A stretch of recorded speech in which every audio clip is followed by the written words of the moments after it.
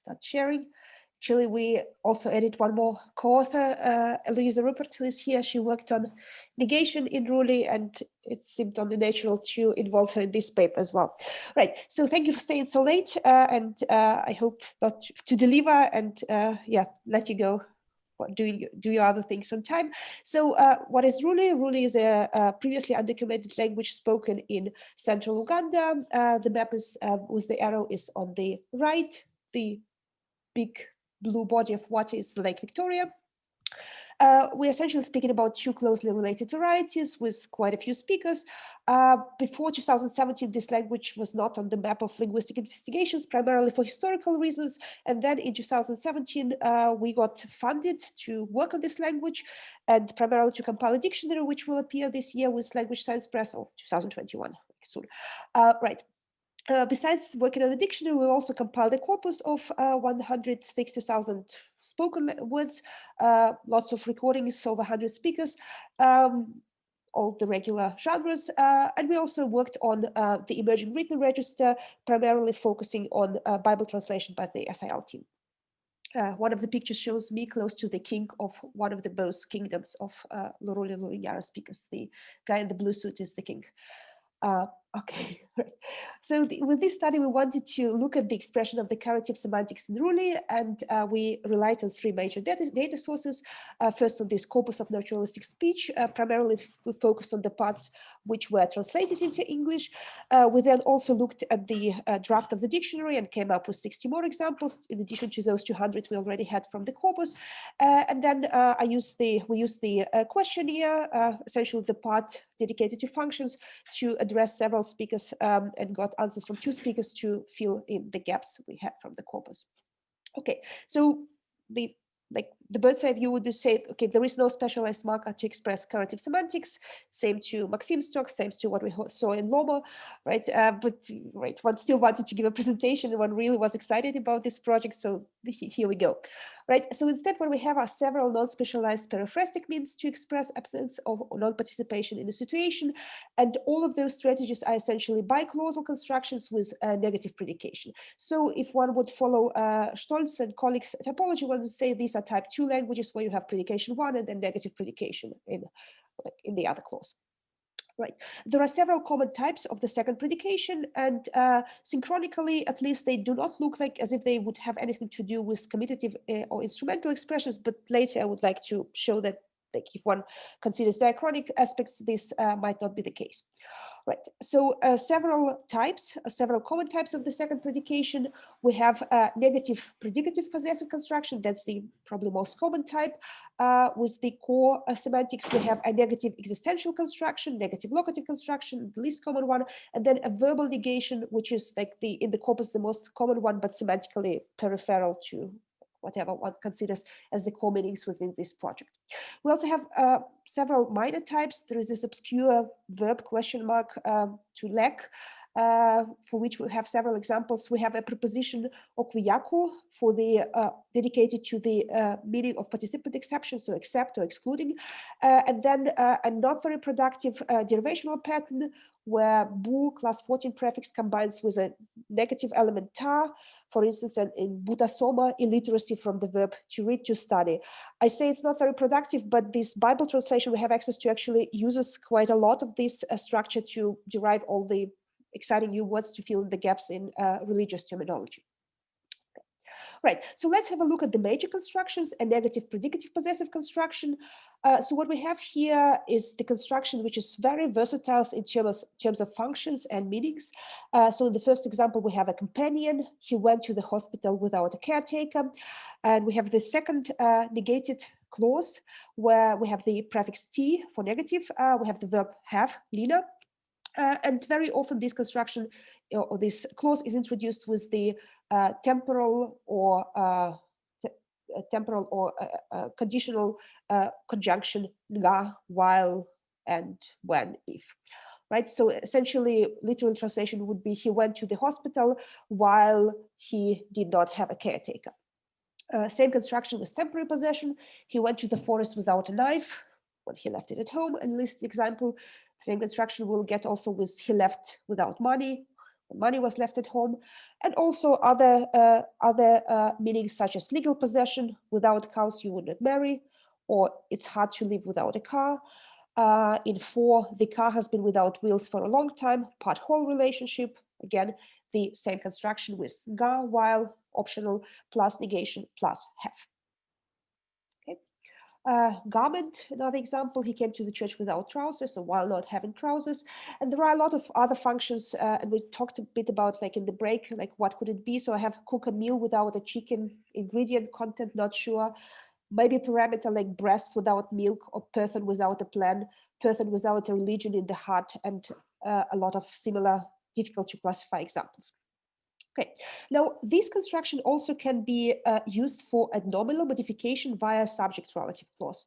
And again, all the functions I just listed and further functions apply. So for instance, in 6, we have temporary possession if you had gone without the one without money. So the head of this relative clause is oyo, and then the one without money, or the one who doesn't have money.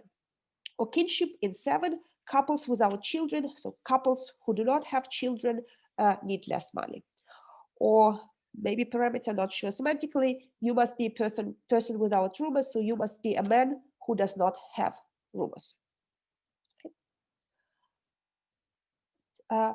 Now, kind of to get it a bit more exciting, we were wondering, okay, so is this most common construction to express caritive semantics indeed is formally independent of the expression of the comitative or instrumental in Ruuli? And to address this question, we should look at how comitative and instrumental is expressed.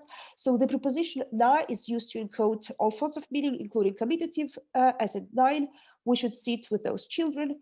But also for instrumental as in 10, I used to trap them with the nets, na butimba.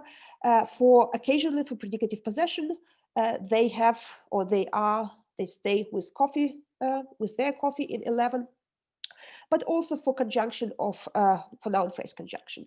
So here we have in 12, early people ate amaranth and roasted cassava.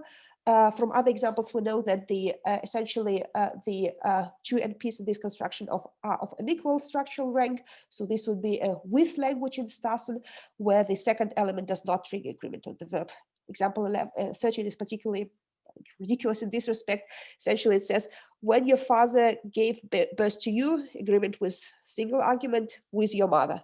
So the father was primarily responsible from giving the birth, and the mother was just accompanying the whole procedure. Right. So how is this construction, this construction with na is actually related to the negative predicative possessive construction we saw before, right?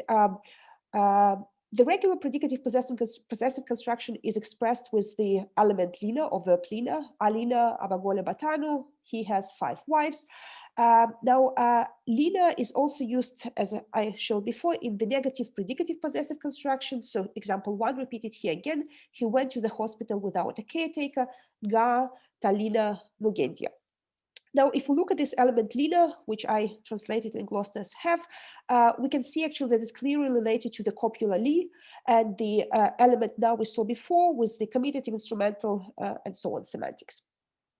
Now, this lina in Bantu languages, and Ruuli is no exception, so it's clearly related to li plus na comitative or instrumental, and the Nicrosense called actually the gray zone between comitative possessive and have possessive constructions in Bantu, and it applies to all sorts of other Bantu languages. So also in Ruuli, lina, be with, is currently being reanalyzed as the verb lina, and it has both verbal and non-verbal properties. So it behaves like a verb in the sense that it can host locative clitics, which only attach to the verbs. It behaves, or the final vowel, this lina, behaves like a verbal final vowel in the sense that it doesn't participate in the elision when the following noun has an augment, which is a vowel. So the comitative na would lose a and only keep the respective augment of the noun, but lina here stays a. Right? It's also not quite a verb in the sense that it has a defective tense aspect mood paradigm, does not have real infinitive, but one can see traces of tense aspect mood kind of encroaching there. I have several examples where the subjunctive e replaces the final r. It doesn't allow in Ruuli object indexing, but we know from closely related Bantu languages, specifically from Luganda, that this should be possible. So it's not quite a verb, but also no longer li plus a separate preposition na in Ruuli. Okay, so if we kind of try to typologize it and take this most common construction for the expression of caritive semantics, we can say, okay, so it's not quite independent, or at least historically, diachronically not quite independent from the commitative or instrumental. And maybe one can say that at least diachronically, it's a kind of a hybrid of what Stolz would call type A and type B, where we have the second predication, but this second predication does contain these historical elements which are related to commitative and to instrumental preposition now. Okay. Okay. So as I mentioned, there are several other types of second predication. The negative existential construction is probably the second most common type. The negative locative is not so common. So just to give you an idea about what the nonverbal predication is in Ruuli, we can have a look at these examples. So we have three copulas: li, the one we just saw, with copula ta and ti, used essentially for negation only, as well as one semicopula ba, which one can say has, according to Pustet, like further semantic component, essentially meaning stay or something, reside. Right, so we have in 14 the predicative use. He is a teacher, Ali Musamesia, and then these copulas can be also used in, or all of those can be used in locative constructions. The woman is in Kampala, can be Ali, Ata, Abba, and then we can have a look at the existential construction. So in the positive construction, we have the situation where we have a class 16, a locative class, element wa, prefix la, then this copula li, and then the class 16 or some other classes, locative classes, enclitic war, so essentially wali war, would be the most common way to say something like there is another thing, or in 17 there are 4 girls in the village.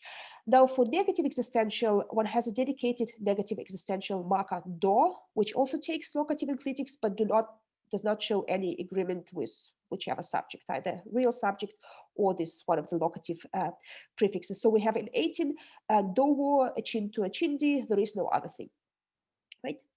Now, if we look at at how this construction is used for the expression of caritive meanings, we have, again, various functions, and essentially we have cases like in 19 or 20, I was alone without someone to speak to me, for me, companion, I was alone, there was no one to speak for me.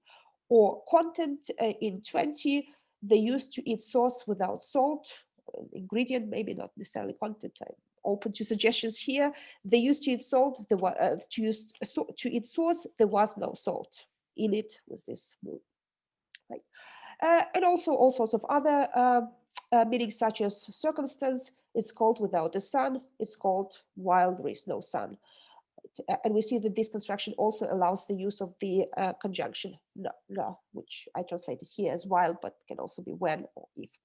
There are other uses such as he was imprisoned without any evidence. Again, not quite sure which semantic group it will be, or friendship without hatred would be again realized the same way, or hospital without medicine. Okay. The least common one is the locative construction, where essentially we again have the copula li, some kind of a locative clitic, and then here the agreement would be with the element which lacks something. So I brought a bag without potatoes, or part whole, now I built my house without a doorway. Okay, so to sum it up, not yet to sum it up, just to get back to like all the major types. So these 3 types are used to express what one would call the core meaning of the caritive, or at least according to this project. However, as I mentioned before, a regular verbal negation is the most common type found in the corpus if one just looks for without or with no something. Right. So these would be cases like in 23, he has gone without saying goodbye. I think we had a very similar example in the previous talk, without saying goodbye. So we have he has gone while not saying goodbye. Also on quite a few occasions, what would be the core meanings, for instance, the instrument, are often reconceptualized as 2 predications with such verbs as to hold, to use in the second one. So for instance, in 24, we have never go to the bush without a stick, phrased as never go to the bush while not holding a stick, right? Something like drink tea without sugar would be, we don't drink tea without taking sugar. Okay. Okay, so actually this was fast because no specialized meaning. Just to summarize, we do not have any specialized marker to express caritive semantics in Ruuli. Instead, we use a sort or the speakers use a variety of non-specialized periphrastic means. All major strategies I spoke about are biclausal with negative predication in the second clause, right? So this would like if we lump it, one would call it type B following Stolz typology. Now, however, if we look at the most common strategy, this one involves the verb pleader, which we know historically derives from, or is not quite a verb, related to the copula li plus the preposition na. So if we kind of consider this as a separate and the most represented type, I would say we can say, okay, we have here a kind of a hybrid typology following Stolz, or a hybrid type, which involves both second predication, but also relates to the comitative instrumentative marking in this language. Thank you very much. Thank you. We have a few questions, comments. Maxim, you're the one to begin. Yes, thank you, Alena. I was just wishing to comment on this idea of hybrid between the A and well, B and C, right, types. And I actually, I'm thinking, even if we had a language where there would be a comment, well, a predication of accompaniment, like some sort of, well, we can say things like that in English or in Russian too. He is with children right now, right? Or he is with his mother.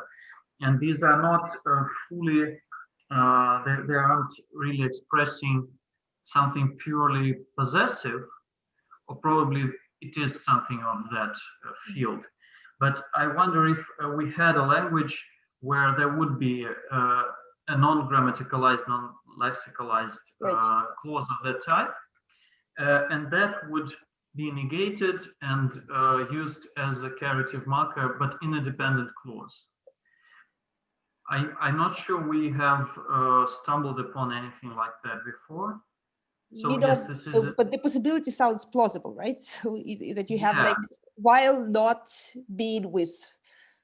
Right? This would be. Yeah. He came while not being with his wife.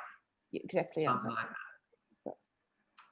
So yes, it is taunting to say that it's still type. I don't remember the type. So the one with the negative subordinate clause.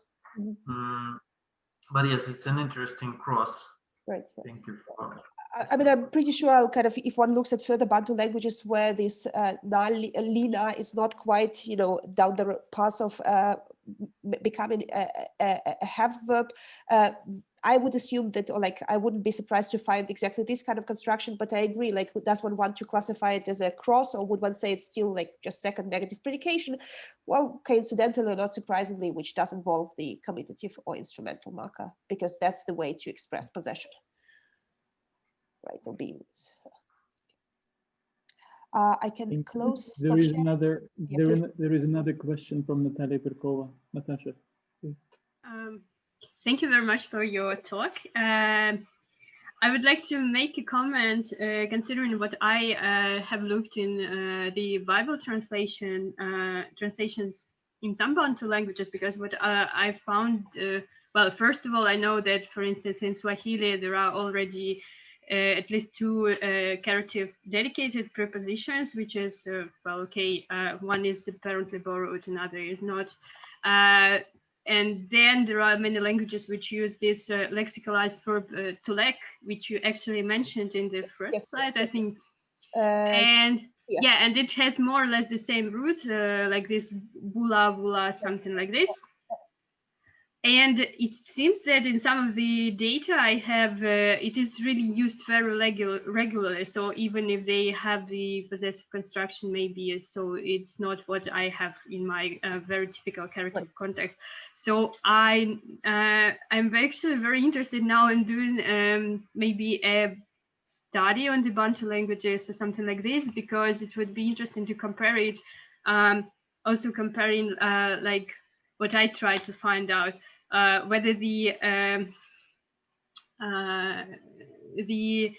element is actually can be used, for instance, as a negative existential verb, or negative, or not negative, just a possessive verb, because this is what we have tried to do actually, but had no time to do this systematically, because apparently there is some variation. Probably it is aerial, probably it is something else, or there are some factors. But I think your data are particularly interesting because where the verb to lack is not equal to the negative existential, and this is not equal to negative possessive. So I think this is very, very, very useful for the project to I'd love to hear see more that about the project. delimit such these things.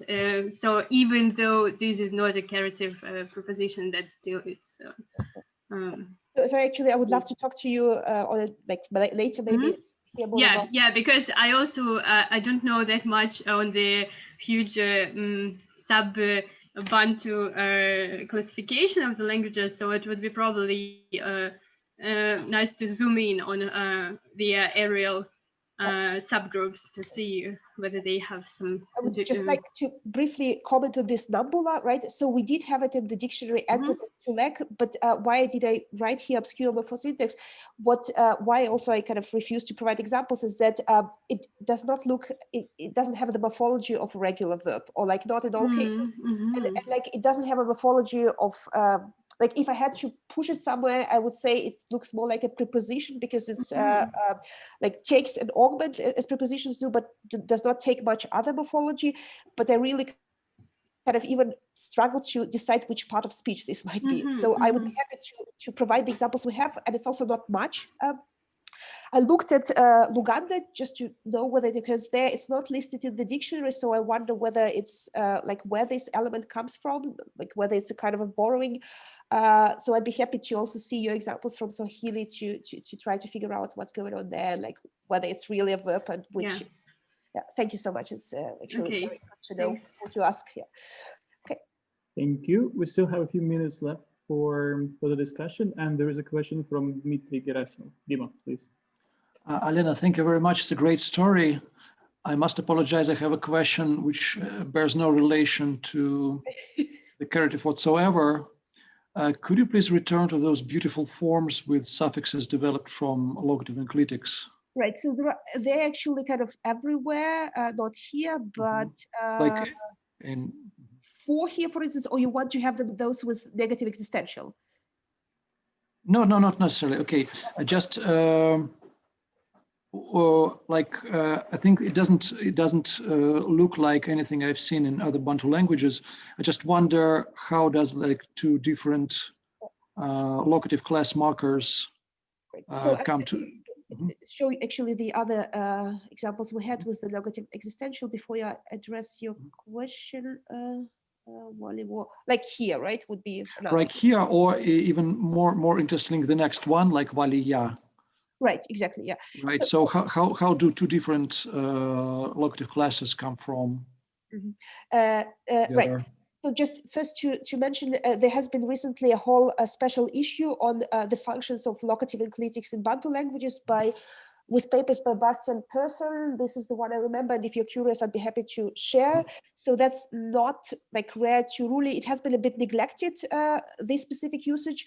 One calls it clitics, though, like because these ones really occur only in the verbs, but because similar related forms are used as locative class noun markers or prepositions, and in some other contexts, one kind of decides, or like for this specific issue, they decided to call them enclitics.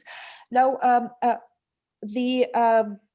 for the existential construction, the most common one is wa, with this class 16 subject prefix, which actually has no other usage. So in Ruuli, it's really like only occurs in this generic there is, there are construction, right?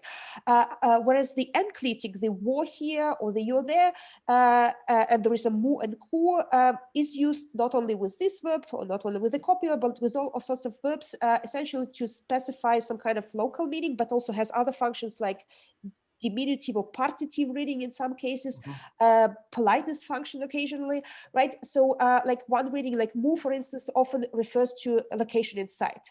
right? And we had some other examples, like with the bag with no potatoes in it, right? It's actually, I think, one of the following. Who, class 17 not here, would be location at. War is very generic, like somewhere, like here, whereas class 23, like there are 4 of those, would be, as in 17, would be like there. So there are 4 villages in that village, like would be somewhere like remote location. So like it's the prefix, the suffixes that bears the semantic load, and the Exactly, prefix is kind of fossilized. Okay, got it. Thank you very much. In this specific construction, right? But you can get also something like, so wa would be the most default, but like if you talk about a container, we do get muli mu, like there is nothing inside, because mu is dedicated for the inside within a container, right? So I would say wa is like default reading, combinable with anything, whereas others have to be more reserved semantically. Okay, and as I said, if you would like to see the special issue, I definitely can share references. Sure. Thank you very much. Thank you. And we have one more question from Sonia Skoska. Sonia, please. Thank you very much for your talk. Well, I have a question about the distribution of this for constructions. Distribution maybe in semantic or some other way. So if I'm not mistaken, in your talk you had 2 parallel examples. One example was about meal without chicken, and there was existential construction. Yeah.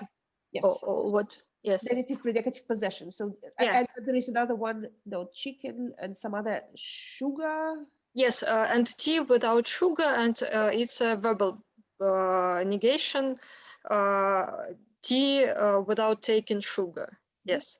So in what case, what kind of construction was chosen? So also if you know. among the other constructions, and that's the case with the question here, because I had 2 speakers, like for quite a few situations, I actually get at least 2 alternatives. So not only this second predicate was the verbal negation can be used for some of the same functions as we have with the negative existential, but also the possessive construction and the negative existential construction do occur with the same semantic types. So I'd be happy to actually go through the table of all encoded examples if you're curious. I hope to find a systematicity, but I don't see it. Like the only big picture I see is that the second predicate was verbal negation. That's very common and extremely common with concomitant situation, but this is kind of not surprising. Whereas with all the core meanings, essentially everything goes. Thank you. I wish I had a cleaner answer, but I don't think there is one. Okay. Thank you. Any more questions or comments from the audience? Well, in that case, we should thank you once again, and thank you everyone. This was the last presentation of today, and it's not the end though. We will have one more day. It will start at 12 Moscow time tomorrow. And in case no one else has anything to add, I bid you good night.